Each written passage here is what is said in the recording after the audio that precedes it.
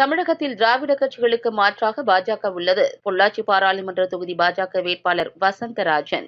திருப்பூர் மாவட்டம் உடுமலை சட்டமன்ற தொகுதி பொள்ளாச்சி பாராளுமன்ற தொகுதியில் வருகின்றது. இந்நிலையில் இன்று பொள்ளாச்சி பாராளுமன்ற தொகுதி பாஜக வேட்பாளர் வசந்தராஜன் அறிமுக கூட்டம் உடுமலை நகர பாஜக சார்பில் ஐஸ்வர்யா நகரில் உள்ள தலைமை அலுவலகத்தில் நகர தலைவர் கண்ணாயிரம் தலைமையில் நடைபெற்றது. அப்போது அவர் பேசுகையில்,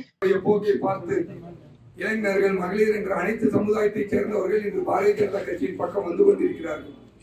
இந்த தேர்தலில் எப்பொழுதுமே தேர்தல் என்றால் பாரதிய ஜனதா கட்சி போட்டியிலே இருக்காது.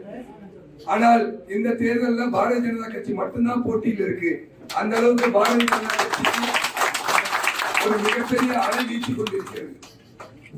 கடந்த திமுக பாராளுமன்ற உறுப்பினர் சொன்ன வாக்குறுதியை சொல்லி 5 வருஷம் பாராளுமன்ற டைமை முடிச்சுட்டார்.